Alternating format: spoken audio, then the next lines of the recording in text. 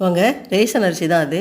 அதை வந்து 2 மணி நேரம் ஊற வச்சு அந்த அளவுக்கு உணர்த்தின உடனே துணியில் வச்சு உணர்த்தி ஃபேனு காற்றுல மிஷினில் கொடுத்து அரைச்சிட்டு வந்துக்கோங்க. அரைச்சிட்டு வந்துட்டு இட்லி பானையில் தண்ணி வச்சுட்டு நான் வந்து இது ரேஷன் அரிசி வேசியில் தைச்ச பை, அதனால் அதில் போட்டுக்கிட்டேன். இதில் வந்து 1 கிலோ மாவு கிட்ட போட்டு முடிச்சு போட்டு 10லேருந்து 15 நிமிஷம் வச்சு வரைக்கும் வேக வச்சு எடுத்துக்கிட்டு அதை நல்லா ஒரு தாம்பாளத்தில் கொட்டி கட்டி இல்லாமல் தட்டி விட்டு நான் உடனே வந்து கொஞ்சம் ஆறினோன்னா ஒரு பெரிய ஜல்லடை இருக்கும்ல அதில் சலிச்சுக்கிட்டேன்.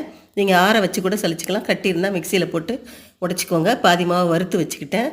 இந்த மாவில் வந்து புட்டு செய்யலாம், இடியாப்பம் செய்யலாம். வறுத்த மாவில் முறுக்குலேருந்து எல்லாமே பலகாரம்லாம் செய்யலாம். வச்சுக்கிட்டிங்கன்னா பச்சையாக கொஞ்சம் மாவை காய வச்சு எடுத்து வச்சுக்கிட்டிங்கன்னா பஜ்ஜிக்கு போண்டாக்கெல்லாம் போட்டுக்கலாம். இது மாதிரி நல்லா 4-5 நாளைக்கு நிழல்லே உணர்த்தி மறுபடியும் முடியெல்லாம் இல்லாமல் சலித்து எடுத்து வச்சுக்கோங்க. நான் வந்து வெல்லம் போட்டனால சுடு தண்ணியில் வெல்லத்தை கரைச்சிக்கிட்டேன். நீங்கள் சர்க்கரை போடணுன்னா தேங்காய் புட்டு வச்சுட்டு லாஸ்ட்டாக சர்க்கரை போட்டுக்கோங்க. பச்சை தண்ணி போட்டு அது பெசரிக்கலாம்.